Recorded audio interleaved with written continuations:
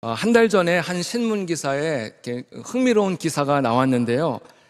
추석 명절 잔소리 메뉴판이라는 그런 기사가 올라왔습니다. 우리 명절을 맞아서 가족들이 한 자리에 이제 다 모이지 않습니까? 이때 이제 많은 말들이 오고 할 텐데, 이때 특정한 말을 할 때는 반드시 비용을 먼저 지불한 다음에 그 말을 하라, 이제 그런 내용인데요. 예를 들면 이런 것입니다. 만약에 그 가족 중에 중고등학생들이 있는데, 그 중고등학생에게 너 반에서 몇 등 하니? 이것을 물으려면은 10만 원을 내라는 거예요. 우리 딸은 전교 1등인데 이런 말을 하면은 20만 원. 또 취업을 준비하고 있는 학생에게 언제까지 그렇게 놀 거니? 이렇게 물어보면은 20만 원입니다. 그리고 눈을 좀 낮춰봐 이러면은 30만 원. 또 이제 결혼한 부부에게 너 애 가질 때가 되지 않았니? 이렇게 물어보면은 30만 원. 그래도 아들이 있어야 든든하지. 이러면 50만 원입니다. 그 다음에 또 직장인에게 이제 슬슬 결혼해야지 이러면요, 또 50만 원이고요. 또 가장 비싼 메뉴가 있는데요. 너 아직도 코인 하니? 이러면요, 무려 600만 원입니다. 그 다음에 이제 외모에 관한 메뉴도 있는데요.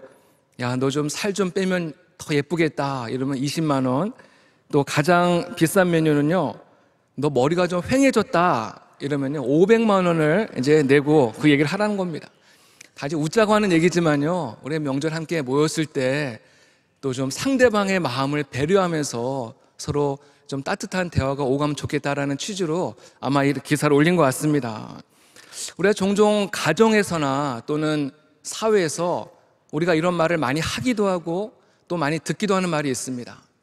이거 내가 너 정말 생각해서 하는 말인데, 너 정말 걱정돼서 하는 말인데 하면서 말을 시작을 하죠. 또 때로는 야, 이거 너 정말 잘 되라고 하는 말이니까는 절대로 기분 나쁘게 듣지 마 하면서 그 상대방의 마음을 후벼 파는 그런 이야기를 많이 한다는 거예요.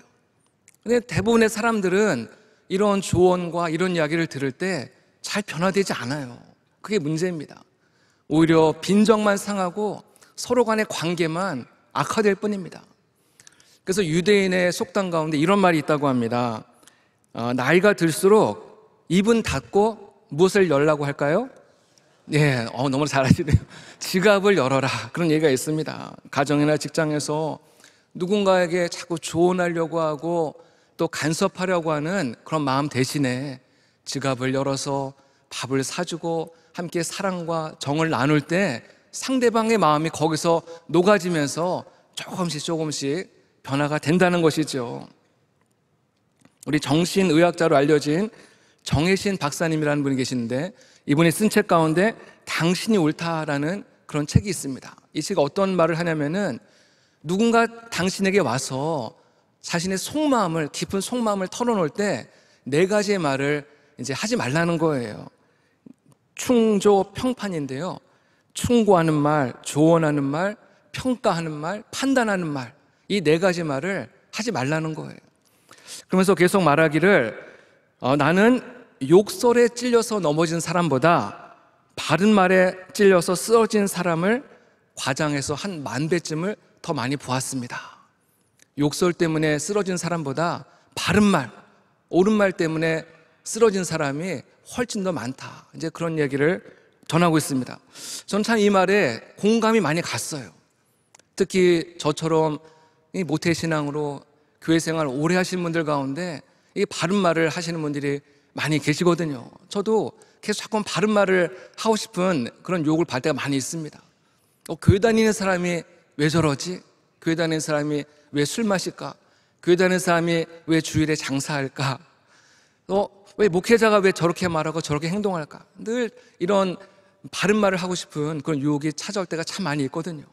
근데 이렇게 무심코 던진 이런 말 한마디 때문에 누군가는 굉장히 깊은 상처를 입고 마음을 아파한다는 것을 우리는 기억해야 될 줄로 믿습니다.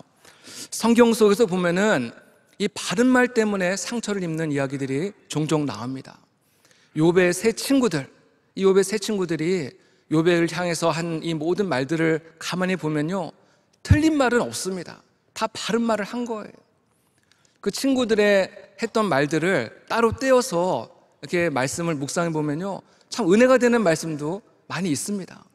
근데 이런 바른 말들 한마디 한마디가 욥에게 위로를 주고 소망을 주기는커녕 정말 그 욥의 상한 마음에 대못을 박는, 정말 그 마음을 후벼 파는 그런 상처가 되는 말이 되었다는 것이에요.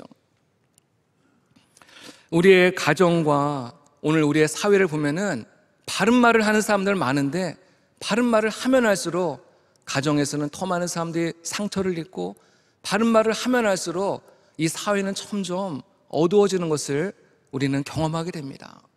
우리가 누군가에게 바른 말을 할 때 한번 우리 자신을 먼저 돌아볼 필요가 있습니다.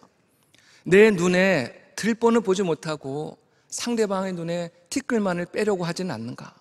내가 이 말을 할 때 듣는 분의 저 마음의 감정은 어떠할까? 한번 이런 면들을 먼저 한번 배려하면서 말을 한다면은 우리는 상대방에게 대못을 박는 그런 실수를 많이 피할 수 있지 않을까? 또 한 번 더 생각하고 말할 때 그것이 진정한 또 성숙한 우리 성도의 자세라고 그렇게 믿습니다. 오늘 말씀에 보면은 솔로몬이 다윗의 뒤를 이어서 이스라엘의 왕이 되죠. 이제 세 번째 왕이 되는 것입니다. 솔로몬이 왕이 되자마자 가장 처음 한 행동이 뭐냐면은 기브온에 가서 하나님 앞에 1000번제를 드렸다는 거예요. 하나님 앞에 1000번제를 정말 정성을 다해서 하나님 앞에 그 예배를 드렸을 때 하나님께서 그 1000번제가 마치는 그날 솔로몬의 꿈에 나타나셔서 솔로몬에게 말씀하시죠. 너가 정말 원하는 것이 무엇이냐? 너의 소원이 무엇이냐? 한번 이제 물어보십니다. 이때 솔로몬이 하나님 앞에 대답을 하죠. 오늘 말씀에 보면은 이 종에게 듣는 마음을 달라. 말씀을 듣는 마음을 달라. 예. 이 듣는 마음은 어떤 마음일까? 첫 번째는 이 듣는 마음은 백성들의 그 마음을 들을 줄 아는 마음을 의미합니다. 백성들의 그 마음, 목소리 그 이면에 감춰져 있는 그 백성들의 어떤 생각과 감정과 의도를 읽을 줄 아는 그런 마음, 백성들의 그 억울하고 상한 마음, 또 진짜와 가짜를 구별할 줄 아는 그런 듣는 마음을 솔로몬이 하나님 앞에 구했다는 것이에요. 정말 내가 이 많은 사람들 재판하게 될 텐데 내가 백성들의 마음을 듣는 마음이 없어서 그릇된 판결을 내림으로 인해서 한 사람의 인생을 정말 파멸에 이르는 그런 실수를 범하지 않도록 솔로몬이 하나님 앞에 이런 듣는 마음을 오늘 구하고 있는 것입니다. 이 솔로몬의 이 듣는 마음, 이 기도가 우리 모든 리더들과 또 목회자와 우리 모든 성도들이 구해야 될 마음인 줄로 믿습니다. 가끔 이제 많은 성도들이 이제 기도의 제목을 가지고 이제 교우장을 찾아올 때가 종종 있습니다. 근데 그때 그들의 그 마음을 듣는 마음 없이 그냥 성급하게 답을 주려고 할 때가 많이 있어요. 아, 기도하면 다 잘 될 겁니다. 이분들은 정말 너무나도 인생에 어렵고 무거운 짐을 가지고 정말 고민하다가 이제 교구 목사님을 찾아온 건데 너무나 성급하게 너무나 쉽게 해답을 주려고 하지 않았나. 저는 오늘 말씀을 이제 준비하면서 한번 그런 생각을 가져봤습니다. 정말 그들이 원하는 것은 해답보다도 자신들의 마음을 좀 들어주고 공감해주고 이해해주고 위로해주고 기도해주길 원하는데 너무나 성급하게 답을 준 것은 아닌가. 오늘 말씀을 준비하면서 하나님 저에게도 듣는 마음을 주옵소서 하는 기도가 나오게 되었습니다.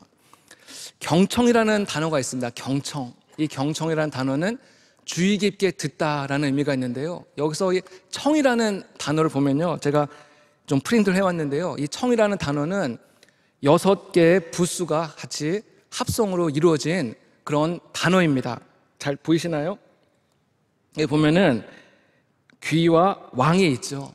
예, 모든 왕과 임금들과 모든 리더들은 듣는 일에 우선을 해야 된다는 거예요. 듣는 일에 우선해야 된다. 여기 흥미로운 거는요, 이 열십자와 눈목자가 이렇게 있습니다. 예, 그냥 우리는 귀로 목소리만 듣는 것이 아니라 눈으로 보는 것이 10개의 눈으로 보는 것처럼 주의 깊게 그 사람의 말을 모든 감각을 다 동원을 해서 주의 깊게 그 사람의 말을 들으라는 거예요. 그 다음에 일심. 예, 일심은 뭐겠어요? 한 마음으로, 같은 마음으로 함께 또 공감하면서 그 이야기를 들으라는 것입니다. 이 세 가지의 의미가 이 들을 청자에 이 속에 다 담겨져 있는 의미라는 것이에요. 그럴 때 이청득심, 상대방의 말을 경청함으로 잘 들음으로 상대방의 마음을 얻게 된다라는 그런 의미가 이 속에 다 감춰 있는 것입니다. 오늘 우리가 아침에 기도할 때 하나님, 저에게도 듣는 마음을 주옵소서. 대화가 잘 이루어지지 않는 배우자의 정말 그 마음을 듣는 마음을 주옵소서. 자녀의 정말 그 들려지지 않는 그런 마음을 좀 들을 수 있는 마음을 주옵소서. 또 성도 간에도 서로 잘 소통이 되지 않고 관계가 불편한 분들도 우리가 종종 만나지 않습니까? 그분들의 그 마음을, 아픈 마음, 상한 마음을 들을 수 있는 그런 마음을 나에게 주옵소서.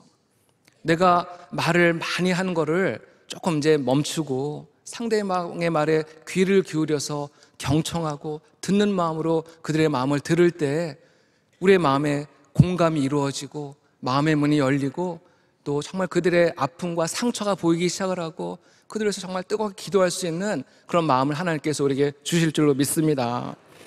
오늘 솔로몬이 구한 또 하나의 듣는 마음은 하나님의 말씀을 듣는 마음입니다. 하나님의 말씀을 듣는 마음. 오늘 말씀 7절에 보면은 솔로몬은 하나님 앞에서 자신을 하나님, 저는 작은 아이입니다 라고 소개하고 있습니다. 작은 아이. 솔로몬이 왕이 되었을 때 나이가 대략 약간 20대 전후로 그렇게 추정을 하고 있습니다. 한 나라를 다스리기에는 너무나도 젊은 나이가 아닐 수가 없죠. 더군다나 이 솔로몬의 선친이었던 다윗 왕은 이 이스라엘을 얼마나 부흥시키고 발전시킨 정말 그 위대한 왕이 아니겠습니까?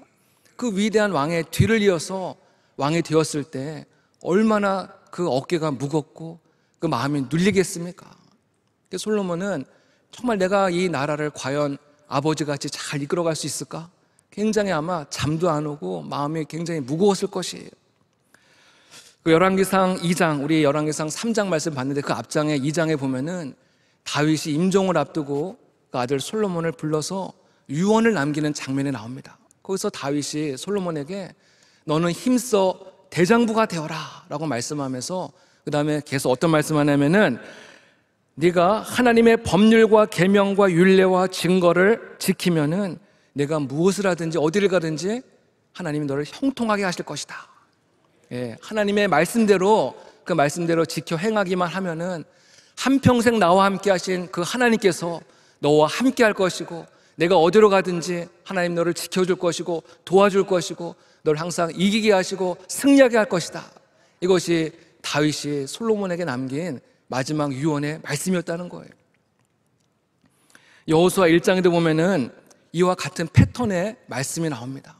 정말 위대했던 그 모세가 죽은 다음에 그 뒤를 이어서 여호수아가 이스라엘을 이끌어가는 지도자로 세움받지 않습니까? 리더십이 교체되는 그런 공통점이 있습니다. 이때 여호수아의 마음도 굉장히 두렵고 떨리고 걱정이 많이 되었어요. 그 여호수아 1장에 보면 하나님께서 여호수아에게 말씀하시는데 계속 반복해서 두려워하지 말라 말씀을 계속하세요. 두려워하지 말라라는 말씀은 왜 반복했겠어요? 여호수아가 그만큼 굉장히 마음에 두려움이 가득했기 때문이죠. 이런 여호수아를 향해서 하나님께서 이렇게 말씀하십니다. 여호수아 1장 8절의 말씀인데요, 이 율법책을 내 입에서 떠나지 말게 하며 주야로 그것을 묵상하여 그 가운데 기록된 대로 다 지켜 행하라. 그리하면 내 길이 평탄하게 될 것이라. 내가 형통하리라. 너 모세의 능력으로 지금 여기까지 온 걸로 생각하면 안 된다는 거예요. 모세가 하나님의 말씀에 순종하며 나아갔을 때 하나님이 모세를 도와주시고 위기에서 건져주시고 이 모세를 위대한 지도자로 세우셨던 것처럼 너도 모세같이 하나님의 말씀을 듣고 순종하기만 하면은 내가 너와 함께 할 것이고 너를 도와줄 것이고 너를 위대하게 만들어주겠다. 이것이 오늘 여호수아 1장의 또 말씀이기도 합니다. 이 솔로몬은 하나님께서 여호수아에게 주신 말씀을 아마 잘 마음에 새기고 있을 것입니다. 또 아버지 다윗이 자신에게 남긴 이 유언의 말씀을 그 마음에 이미 깊이 새기고 있었을 것입니다. 그렇기 때문에 하나님께서 내가 너에게 무엇을 해주기 원하느냐, 너의 소원이 무엇이냐 물어봤을 때 솔로몬은 주저하지 않고 듣는 마음을 달라고, 하나님 말씀을 듣는 마음을 달라고 그렇게 기도한 줄로 믿습니다. 우리도 하나님의 말씀을 듣는 마음을 구해야 될 줄로 믿습니다. 하나님의 말씀을 듣기 위해서는 하나님의 말씀을 들을 수 있는 그런 환경을 우리가 만들어야 돼요. 제가 이제 운전을 하고 하다 보면은 주로 라디오를 이제 많이 듣게 되는데요. 서울 지역에서는 어딜 가든지 제가 원하는 방송을 이제 다 듣게 되는데, 이제 서울 지역을 조금 이제 벗어나기 시작을 하면은 이제 잡음이 들리기 시작을 해요. 막 이제 잡음이 들리기 시작하다가 이제 서울 경기 지역을 완전히 벗어나게 되면은 더 이상 그 방송을 들을 수 없게 되죠. 영적인 원리도 마찬가지입니다. 우리 하나님 말씀을 들으려면은 하나님과 가까워야 됩니다. 하나님과 가까운 곳에 우리가 늘 머물러야 되는데, 하나님부터 멀어지면은 자꾸만 세상 소리가 들려오고 잡음이 들려오는 거예요. 그것도 하나님부터 완전히 멀어지면은 우린 더 이상 하나님의 말씀을 들을 수 없는 그런 상태가 되고 마는 것입니다. 특히 오늘 우리가 살아가는 이 세상은 하나님의 말씀을 듣기에는 참 너무나도 어려운 환경입니다. 과거에 비해서 너무나 바쁘고 분주하고 복잡하고, 또 정말 교회 외에서도 즐거움을 주는 곳이 많이 있습니다. 맛집도 많고 취미생활 할 것도 많고, 옛날에는 TV 프로도 한 5개 정도밖에 채널이 없었는데 지금은 채널도 너무나 많아졌고, 또 OTT라고 해가지고 뭐 넷플릭스라든지 유튜브라든지 왓챠라든지 티빙이라든지 별 이상한 그런 채널이 너무나 많아져가지고 정말 우리가 즐길 수 있는 그런 조건이 너무나 많이 생겨나고 있습니다. 사실 이것이 영적으로는 좋은 그런 사인은 아닙니다. 이런 환경들이 우리의 마음에 세상적인 가치관을 심어주고 우리의 육신의 정욕을 더욱더 강화시키고 나중에는 우리의 마음을 어둡게 만드는 그런 환경이라는 것이에요. 좀 더 흥미롭고 좀 더 자극적인 것을 기대하게 만들고 자꾸만 그것에 매이도록 만드는 환경이 되었다는 것이에요.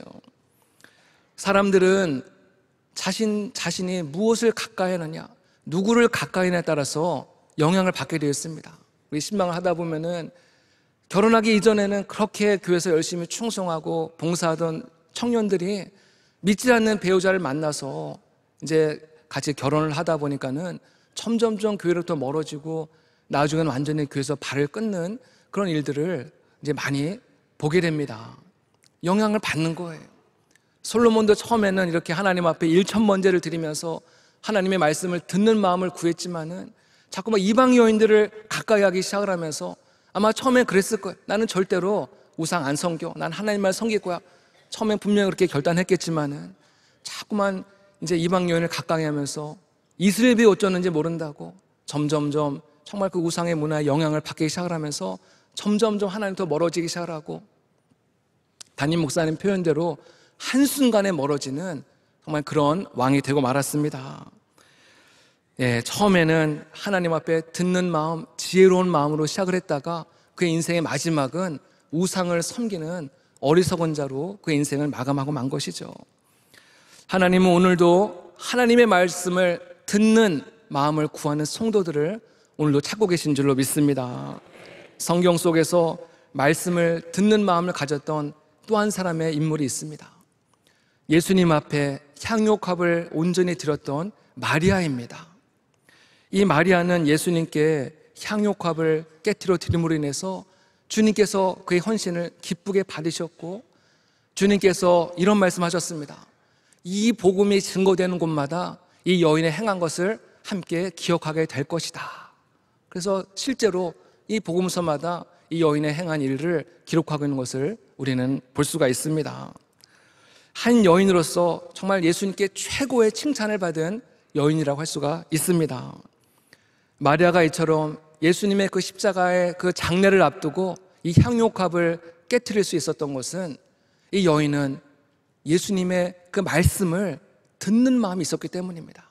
우리가 잘 알듯이 예수님께서 마리아와 마르다의 집을 방문하였을 때 언니 마르다는 열심히 음식을 준비한 일에 분주한데, 이 마리아는 예수님의 발치에 앉아서 주님의 말씀을 듣는 거예요. 근데 그 주님의 말씀을 그냥 지식적으로 그냥 귀로만 듣는 것이 아니라 영적으로 정말 그 열린 그 영적인 마음을 갖고 주님의 말씀을 듣기 시작했다는 것입니다. 마치 그 자석에 쇠붙이가 막 끌리는 것처럼 이 마리아의 그 마음이 예수님의 말씀에 막 이끌리는 거예요.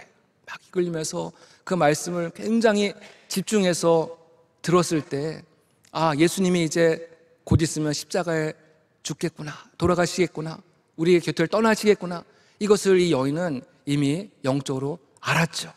그랬을 때 더 늦기 전에 빨리 주님을 위해서 자신의 가장 소중한 이 향유값을 깨트려 드림으로 주님께 영광 올려드린 줄로 믿습니다.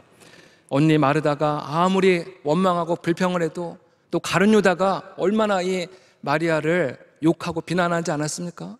그럼에도 불구하고 이 여인이 정말 주님의 그 말씀이신 주님 앞에 가까이 머무는 것을 좋아하고 사모하고 그것을 은혜를 풍성히 누리게 되었습니다.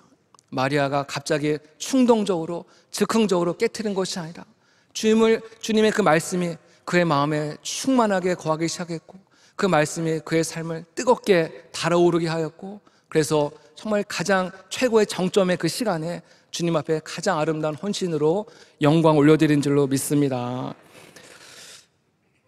오늘도 하나님께서는 우리에게 말씀을 통해 찾아오시는 줄로 믿습니다. 우리 모두가 정말 하나님 앞에 듣는 마음을 달라고 구하시기를 바랍니다. 우리가 듣는 마음으로, 겸손한 마음으로 하나님의 말씀을 우리가 아멘으로 받아들일 때 주님께서 우리의 삶 속에 찾아와 주시고 우리를 만나 주시고 우리가 한없는 은혜를 부으실 줄로 믿습니다. 오늘 이 아침에 정말 다른 사람의 마음을 듣는 마음, 또 하나님의 그 말씀을 듣는 마음을 우리에게 허락하여 주시기를 기도할 때 하나님께서 우리의 닫혀있는 마음들, 얼어붙은 마음들을 활짝 열어주시고 우리를 만나주시고 우리에게 큰 은혜 부어주실 줄로 믿습니다. 이런 은혜가 함께 하시기를 주님의 이름으로 축복합니다.